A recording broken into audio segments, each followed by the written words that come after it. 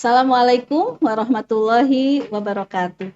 Kembali bertemu dalam podcast kita Sorban Teh Ifa, seputar obrolan Teh Ifa. Sobat Teh Ifa, hari ini istimewa buat kita semua. Hadir tamu yang luar biasa, yang mana tentunya untuk para pergerakan Jawa Barat, ini tidak asing lagi. Ini dia Kang Denny Ahmad Haidar. Ya, silakan Kang Denny bisa menyapa Sobat Teh Ifa semua. Assalamualaikum warahmatullahi wabarakatuh. Terima kasih Teh Ifa.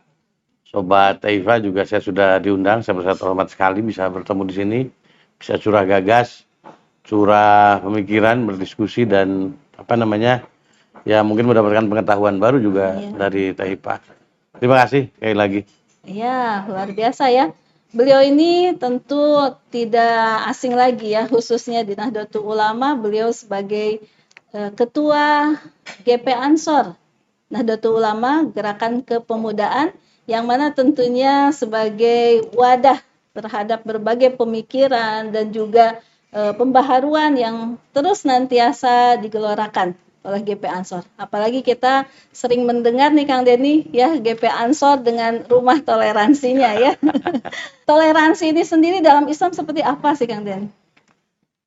Sepanjang yang kita tahu, kemudian yang digariskan di organisasi, toleransi itu suatu sikap, pertama sikap ilmiah. Jadi orang yang toleran itu mesti orang yang tahu betul soal keyakinannya, soal ajaran-ajarannya, kemudian dia taat terhadap keyakinan dan ajaran itu, yang pada akhirnya dia akan memberikan ruang penghormatan kepada yang berbeda. Jadi tidak mungkin ada toleransi bagi orang yang tidak memiliki ilmu dan bagi orang yang tidak taat terhadap ajaran yang dia yakini. Jadi bagi kita toleransi adalah tadi sikap meyakini keyakinan kita secara penuh, kemudian melaksanakan keyakinan-keyakinan kita secara utuh, dan hasilnya nanti akan menghormati keyakinan yang berbeda dengan kita. Ya. Gerakan ini apakah memang dianggap perlu begitu ya? Emang ada apa sih begitu ya? Kan bukankah umat di Indonesia ini sudah begitu sangat ya adem ayem lah begitu ya? Jadi memang gerakan ini juga mengikuti apa yang sudah dilaksanakan sejak dulu. Di kita kan hampir tidak ditemukan ada kerusuhan sejak zaman dulu itu yang diatasnamakan oleh agama, misalnya dari sejak Majapahit, kemudian Pajajaran dan lain sebagainya. Kalaupun penguasa punya keyakinan yang berbeda, kemudian rakyatnya juga boleh meyakini, memiliki keyakinan yang berbeda. Jadi gerakan ini bukan gerakan politik, tapi bukan ajakan juga, tapi ini melaksanakan apa yang sudah menjadi kebiasaan saja di kita, apa yang kita yakini, amalkan keyakinan kita, dan hormati apa yang menjadi keyakinan yang lain, kemudian juga yang berbeda itu bukan musuh.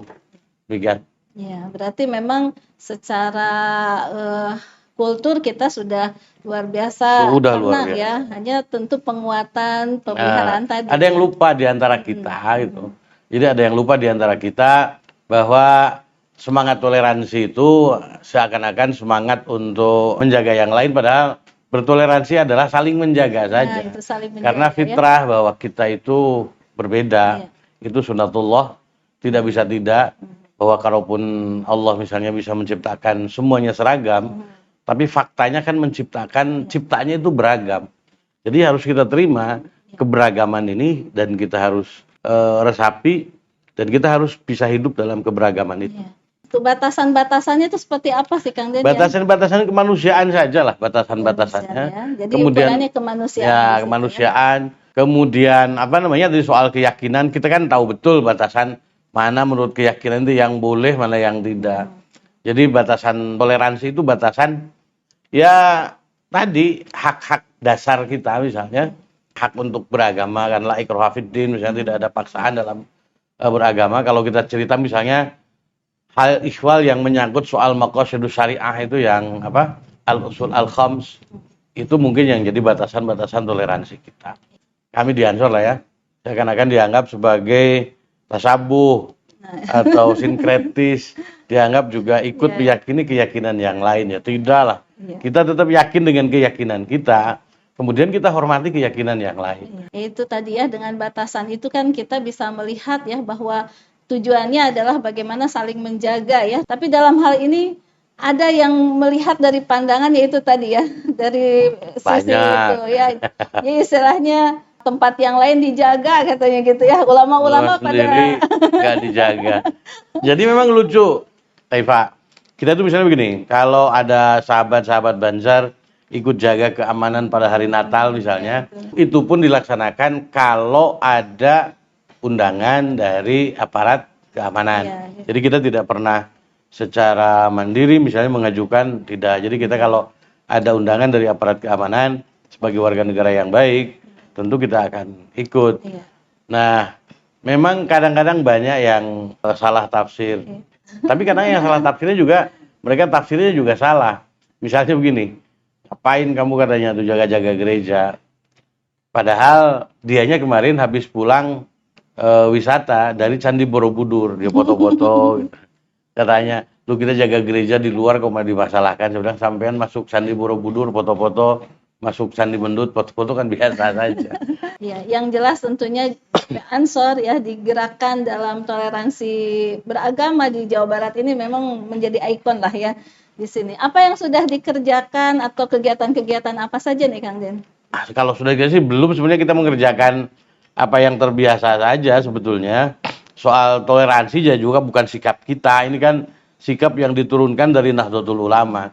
Jadi kalau kita keliru kemudian ditegur oleh Nahdlatul Ulama, tentu kita juga akan berhenti.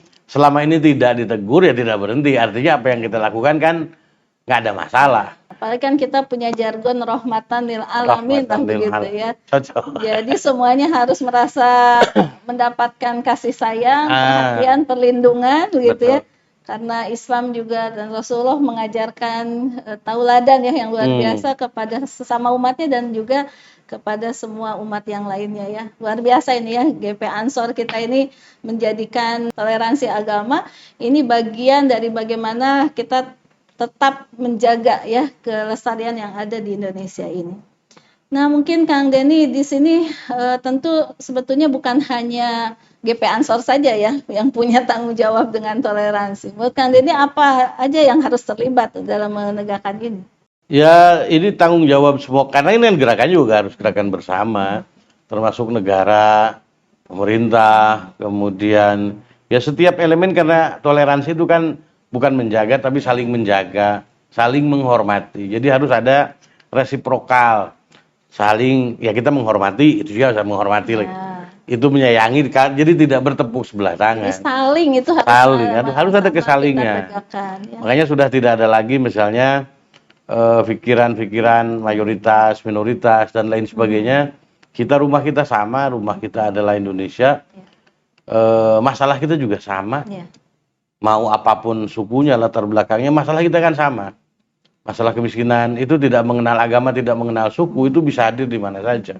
Indonesia ini kan dihasilkan atau diperjuangkan bukan hanya oleh satu golongan, oleh satu suku, tapi diperjuangkan oleh seluruh golongan, seluruh suku, dan seluruh pemeluk agama. Maka tentu saja ketika Indonesia sudah merdeka, ya ini juga kewajiban bersama untuk terus memelihara, menjaga. Toh dulu juga itu ada kompi Kristen yang di BKO-kan ke batalion Hizbullah. Jadi biasa saja, mereka tidak misalnya, ini mah Kristen, tong ngilukan dia serangan. Enggak, mereka karena sama ini loh. Ini tanggung jawab bernegaranya sama. Kalaupun misalnya hari ini masih banyak hal yang harus dibenahi bersama-sama, tapi ya baik-baik saja lah, gesekan biasa saja. Sebetulnya tadi ya, ada komunikasi ya. Saya kira tadi kalaupun pemerintah sudah ada aturan-aturan ya, sama-sama saling membuat batasan-batasan, kemudian juga beberapa prinsip-prinsip dalam ibadah antar agama ini itu sebenarnya sudah ada ya. Dan saya yakin semuanya juga itu ya sama-sama punya niat yang sama, punya tujuan yang sama. Bahkan tadi sejak dari sebelum ya kemerdekaan kita sudah bahu-membahu ya untuk satu tujuan, yaitu Indonesia Raya lah begitu ya. Nah, sejauh ini komunikasi itu ya pernah atau sering nggak digiatkan oleh GP Ansor? Komunikasi sering di sekretariat kita Rumah Toleransi. Ya siapa saja boleh masuk, siapa saja boleh ngobrol, siapa saja boleh ketemu. Karena kunci kita ya ngobrol, ngopi. Ya. Jadi Pokoknya selesai ya. 3N itu ngobrol, ngopi, ya Ngudut. seneng ngudut. Kan gitu ya, seneng Itu dia ngudut. khasnya NU. Khasnya. Nah NU juga kan bisa jadi numpang udut sejadah. Jadi dengan adanya prinsip tadi ya, bagaimana kita semua punya tekad yang sama, punya perjuangan yang sama, harus menjadi sebuah kekuatan bahwa kita ini harus maju bersama dan saling menjaga bersama. Betul. Nah, dalam konteks ini, Indonesia ini dengan ribuan pulau, ribuan suku, berbagai agama, ini tentu menjadi garansi ya bahwa Indonesia ini sudah bisa menegakkan toleransi beragama ini. Tentu kita semua bagaimana menjaga semua ini mungkin ya Kang Den ya. Betul. Menjaga ini dan senantiasa berbangga ya dengan Indonesia yang menjadikan toleransi dan juga kesatuan persatuan umat dan bangsa ini menjadi ikon bersama dalam menegakkan Indonesia, harga mati Indonesia yang patut kita jaga kelestariannya. Melalui podcast Sobat Teifa, tentunya mudah-mudahan juga menjadi ruang ya Kang Denny untuk kita juga bisa menyampaikan ajakan-ajakan dan juga bagaimana kita menguatkan prinsip toleransi beragama ini. Mungkin bisa disampaikan statementnya Kang Den. Oke, terima kasih Iva. Kita mengajak juga sahabat-sahabat Iva. Indonesia yang kita cita-citakan adalah Indonesia yang harus kita perjuangkan bersama-sama. Perjuangan juga belum selesai. Tidak usah berpatah arang misalnya, tidak usah patah semangat. Ada masalah, 1, 2, itu adalah cara Tuhan menguatkan kita tentu saja. Meyakini keyakinan kita itu adalah baik, tapi memaksakan keyakinan kita pada orang lain itu bukan hal yang baik.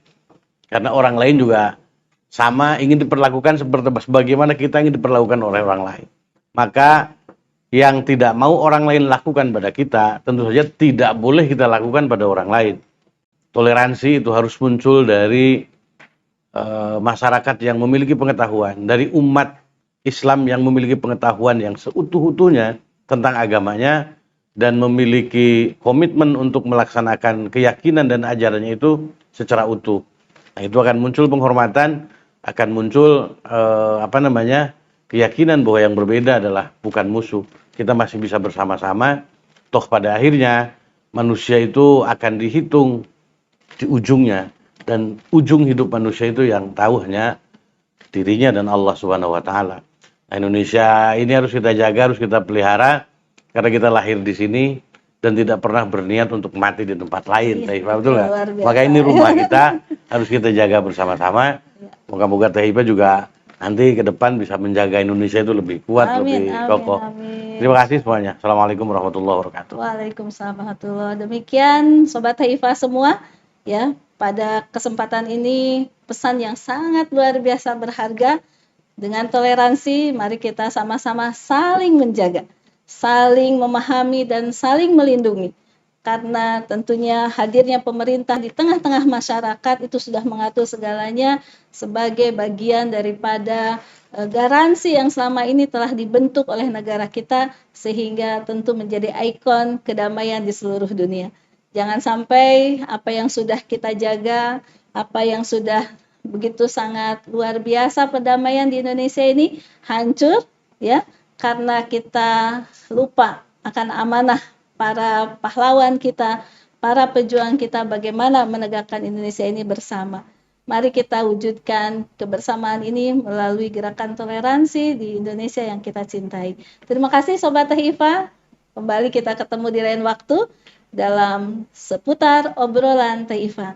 Assalamualaikum warahmatullahi wabarakatuh. Assalamualaikum.